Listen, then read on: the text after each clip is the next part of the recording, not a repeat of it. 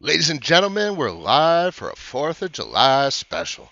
I'm going to do the best I can today. I got some configuration issues going on with my setup.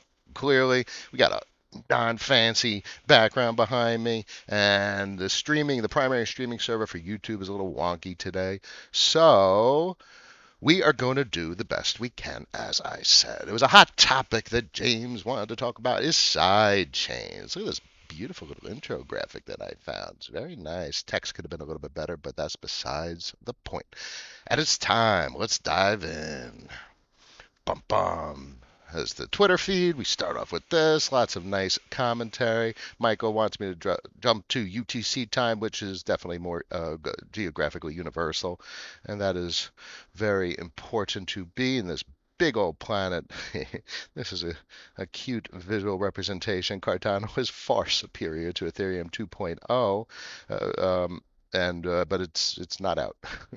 So that's the whole point of this. And just because something is technologically superior does not necessarily entail it's going to disrupt its target market, and it plays into the timeline factor, the timeline analysis. Alrighty, let's check the comments real quick. 27 frames per second. We could do better. We could do better. Michael's in the house. Whoa, crazy. What's up, my man? Did you buy just nibble? Let the fireworks begin. Try my best. Pavel, yeah. Caterpie, my man. RR, yo. James is in the house too. What's up? All right. So the first side chain was Blockstream. These boys are back in 2015. So this has been going on many, many years. I mean, generally speaking, I'll jump to the last picture that kind of represents the progress that has been made since 2015. Uh, it's about a couple integrations for Liquid, Blockstream's Liquid, and then you got DeFi. It's the DeFi Vortex. So this is really, I'll rehash this at the end, but um, velocity, momentum, traction, timeline for uh, timeline for traction, timeline for potential disruption. So this is really why momentum is so important because it means it's actually working and things are happening and really DeFi is just it has traction and it has momentum.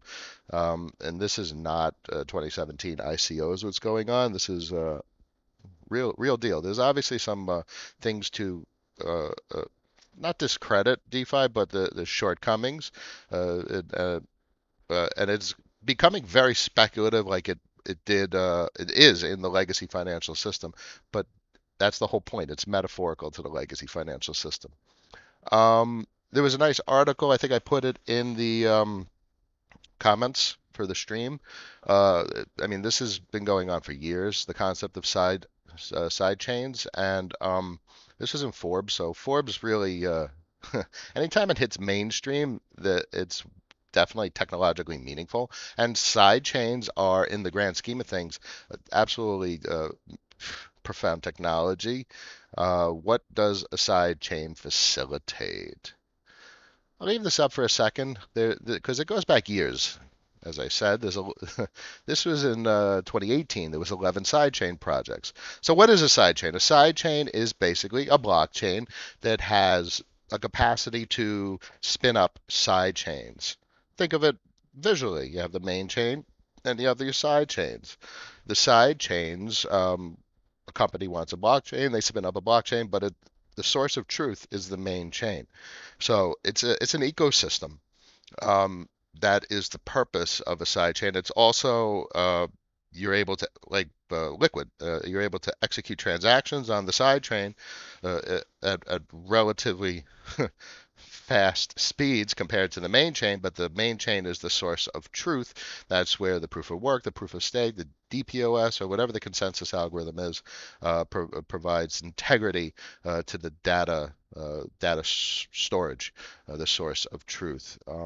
And that's the basic structure, the highest level structure and purpose of these side chain technologies. So back in 2018, this is a nice aggregation. Some of these names may come to your mind. You may have encountered them. Plasma, Rootstock, that sounds very familiar. Alpha, Liquid, no doubt. Liquid was the first. Blockstreams, Liquid, Loom, POA, Bitcoin Extended, HiveMind. HiveMind sounds familiar. Mimblewimble, folks have heard that likely. The Element Project, Bitcoin Codex. Yeah, haven't heard of most of them. There's one, Loom. Loom sounds very familiar. So I'm not going to dive into the technological uniqueness of each project. No doubt that was the whole point of each one of these projects spinning up something for themselves is to try and offer something unique to catch traction, to achieve momentum. And clearly they have not. I mean, even the original Liquid has not. And that it is what it is. It's not about why something has achieved momentum. It isn't a discredit of the tech. Isn't to discredit the technology. It just is. It either works or it doesn't. It either catches or it doesn't. So this was another couple that are not on that 2018 list, which is quite unfortunate. Stratus. So Stratus is its own blockchain. I believe it's proof of stake, to the best of my recollection. I held Stratus for a long time. I mean, still a $50 million market cap, but just like all the UTXO projects, down 50% for the year. You pull out Max, it's probably down 99.5%, which is basically everything. Everything UTXO. DeFi is the outlier currently. DeFi projects are up 1,000%. I did mention this one the other night, last night. So Octus, I've had this for years. I didn't even remember that I had it, and then I see they're making some serious moves in DeFi, and bum bum bum, woo! So I had 10,000 of these bad boys for the better part of like 3 years, 4 years. I think they originally started with portfolio management, 2017, circa. And clearly their pivot into DeFi has taken them away from this territory, up 1,600% for the year. And then you have Poro Stratus at that minus 45% for the year. These boys did a lot of work for many years, and I'm inclined to think it's still a very viable project. But traction and momentum plays into the investment strategy, as I always talk about. David says, happy 4th. My man. Plasma sounds very exciting. Sure. Plasma's cool. You want to know the more exciting ones? It's Stratus and Komodo. These boys have been in development for a long time, and Komodo has its atomic swap technology. Komodo has let's see its pricing. Say it's minus 55% for the year. It doesn't have the same momentum. This is Stratus's presentation, but you see here's the main chain. Here's your federated nodes for your side chain, and here's your side chain. Um, you know, they really put effort into crafting how the platform works, and it's not just this how the technology, the side chains actually work. It's also how companies visually and actually initiate the side chain creation, and that's a good part of what these projects have tried to do. And Komodo has on Terra. This is just I think this is one of the nicer presentations, and the software, projects that have built software. I really like what they did over the years, but it doesn't have the traction that I'm sure that Komodo ever envisioned or hoped for.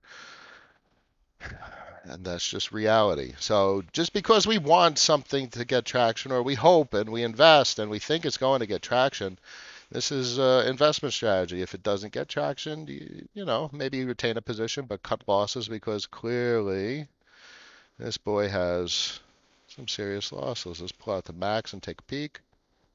I mean, we're down a lot. 70 cents, $10, it's basically 93%, give or take. So the new school stuff is Polkadot and Cosmos. Polkadot, I mean, here's the interesting thing. If you're going back in the day, anything pre 2018, which is basically Komodo, um, Stratus, and any of the stuff on this 11 Liquid, obviously, is Bitcoin. These are UTXO sidechains. Polkadot is not. Polkadot, where's the where's the dev list? See all teams? No, I want to see the creators of Polkadot. These are the original boys that built Ethereum. Old school devs building out Polkadot. So Polkadot has smart contracts. It's what do they call them? Parachains, proof of stake. So this is like Ethereum, but yeah, this is like Cardano to Ethereum, but this is actually, 2 inches away from live. You got Kusama, which is their developer network and their test bed, so to speak. This is a big deal, technologically speaking. What fascinates me, what catches my eye, is the potential for interoperability with Ethereum, particularly because of the traction, momentum. So this is technologically superior. Is it going to disrupt an ongoing disruption? That's the bet. And, you know, would I take that bet? Likely not. Would I take a small position? Likely. Um, what is it? Dot? I believe it's dot. Polkadot. Let's take a look real quick. 148 a dot with a 10 million circulating supply. Well, no, 10 million total supply. We don't know what the circulating supply is. So we'll take a look at the asset distribution and how they handle the dot release. Um, it's a pricey asset, minus 31% for the year. Who knows? This is where speculation comes in. And here's what's most interesting. It doesn't have traction. It doesn't have this. It has speculation that it will have traction. But if it does have traction, this is the highest risk, highest reward type of play. What's the market cap going on with this with DOT? It doesn't even have a market cap because we don't know the circulating supply. And bear in mind, it's not Ethereum, so you're going to have to break out MetaMask and change the network. So it's not your standard interaction of what everyone's really used to when you're using MetaMask or a wallet or centralized exchanges. Do they have DOT? Let's take a look. It's a good question. Who has DOT? Okay. Okay, here, perfect example. Hotbit. I don't know what the heck everything else is. What is this? Coin Tiger. BIP1. There's so many exchanges out there in the East. But look at the reach. It's not much. Bitcoin, it's mostly Tether, and yeah, I don't touch Tether. So Tether, 10 minute. Watch 10 episodes of Chico Crypto, um, and see his opinion on Tether. And I generally share the same sentiment. He has such a presentation quality with his streams. Very, very cool. Um, Cosmos is the same. What is the consensus? So I'm not up to speed with all the tech, but what I like to do is put the puzzle pieces together from a functionality perspective. So it's the same as at play here, but look, this is what they tout is the solutions, interoperability between the chains. And clearly the transactions on the parachains for Polkadot, the transactions on the sidechains for Cosmos are not necessarily the same experience as on the main chain, and that's the whole point. These side chains and parachains can do different things, and they're able to interact with one another in an ecosystem type experience, with the main chain providing the store of information, the source of truth. And guess what? Well, what is Lightning Network to Ethereum? They call it an L2, but that's pretty much a side chain of sorts that actually has an AUM, assets under management. It has its own nodes, and but the store of information is indeed Ethereum. So L2, you got ZK Rollup with Loopring. There's a bunch of others. But these are side chains attaching additional functionality on top of the main chain. So aside from these ecosystems, these side chains, in my mind, we come back to like Blocknet, and there's no other company and no other project that does anything like this with xCloud and xRouter. X xRouter provides any piece of software that has access to a BlockNet node can interact with the X router protocol. And I myself run a service node. I have X router operating, and I have probably about 10 different blockchains that I surface to the router. So that means anyone with a BlockNet node can request a list of what blockchains are available, and they could send literally commands to interact with the RPC of my deployed blockchain nodes, which, get block height, get block info, send transaction, and that is interoperability. So the purpose of the side chains is to create an ecosystem where interoperability is easy because you're always interacting through the main chain. But what about the other projects? If you have Polkadot, Polkadot obviously has a bridge to Ethereum. Um, was it Energy Web Token has a bridge, and that's a interesting project. And Chico really presents a lot of the developments on Polkadot very well. Um, so you talk about these bridge tokens.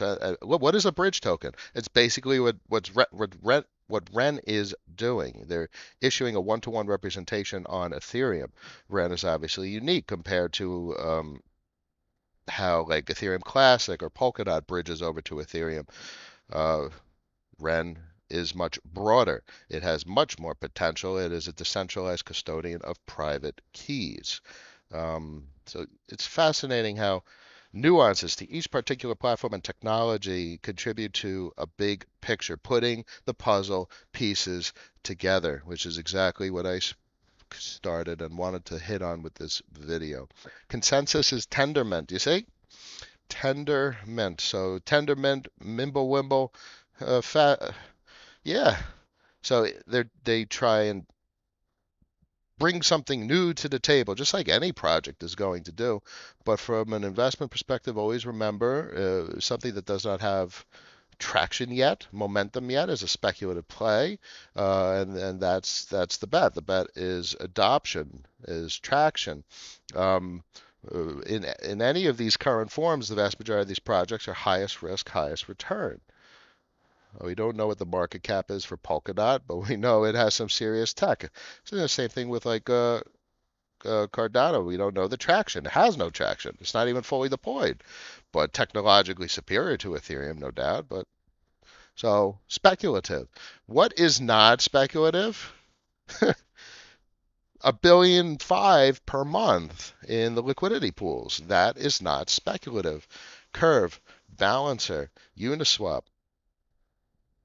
This is not speculative. This is actually real. And that is meaningful. So definitely needs to play a massive part in your risk reward calculation. I personally, as I've said, is I'm a minimize risk, minimize reward.